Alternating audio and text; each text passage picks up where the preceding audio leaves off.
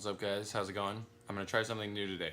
I'm talking about Blade Runner 2049, and I'm going to try a new kind of framework for my movie reviews. I was thinking about my criteria when I watch a movie. What am I looking for? And I came up with 4 basic things that I always look at. The first is the viewing experience.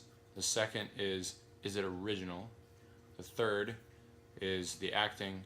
And the fourth is just like how it looks and sounds. I'm going to group those into one.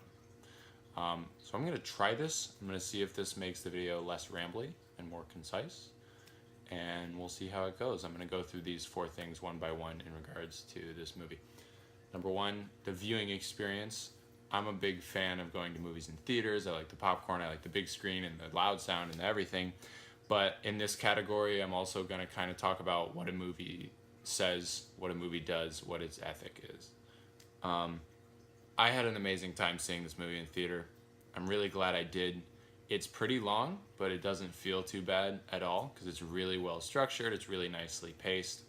As far as what it talks about, it stays mostly along the same lines of the original, talking about what it means to be a person, what it means to be human, because obviously if consciousness is not enough anymore because we're able to manufacture that, what else is there to a human soul?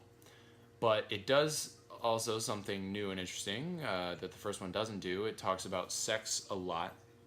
It has this really interesting obsession with sex and how it positions sex as something that's necessary and something that's beautiful, but then at the same time something that can be fabricated, something that can be fake. I think we as people often like to think that we are different from other animals in our sexual relations with one another, but this movie kind of says, like, are we romanticizing that? Is it natural, or is it something that's been taught to us? And that's interesting. The second thing, my second criteria talking about movies, is it original? Have I seen something that does this better? And in this case, unfortunately, I would say yes. I think I do like the original Blade Runner just a little bit better.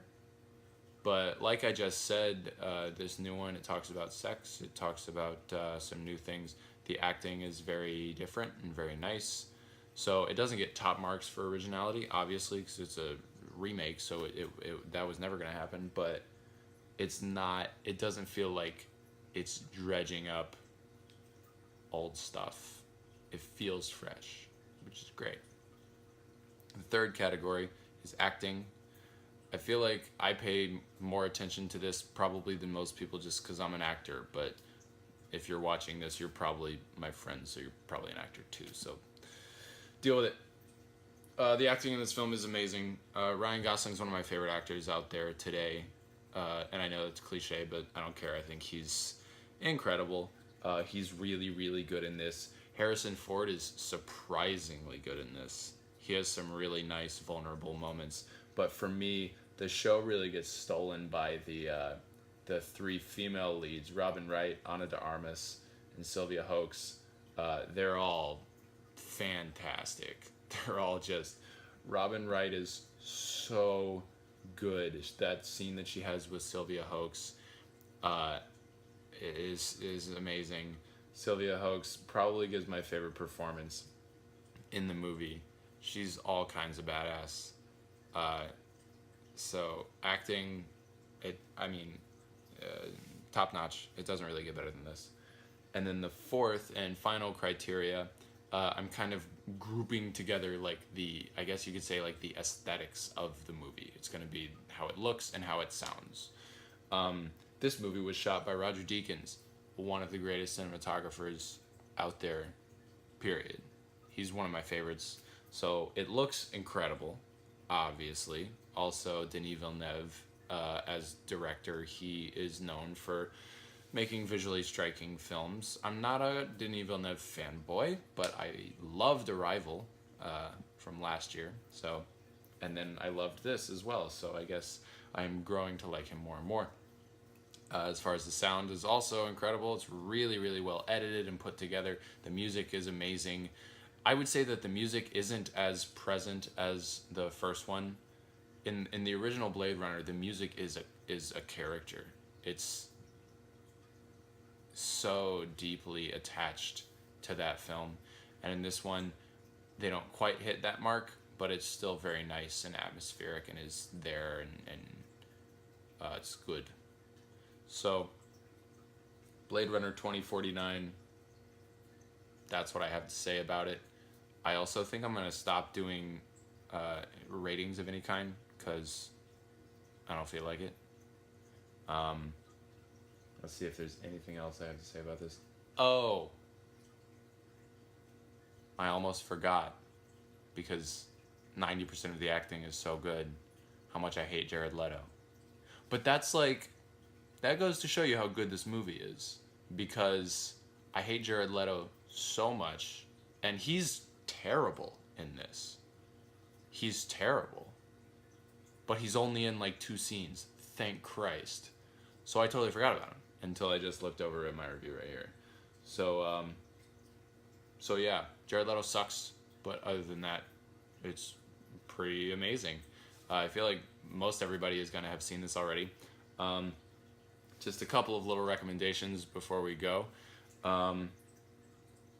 Blade Runner.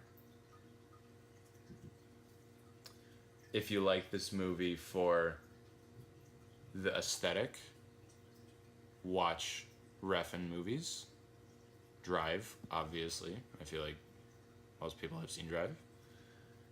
And if you like this movie for the acting, let's see if I have anything better to say. Let's see if I have any better recommendations. I don't really have a lot of good recommendations for this one, I feel like, because I'm not a big sci-fi guy. But the closest thing I can come up with to kind of approximate the feel of this movie is, if you haven't seen The Guest, I think that's 2014.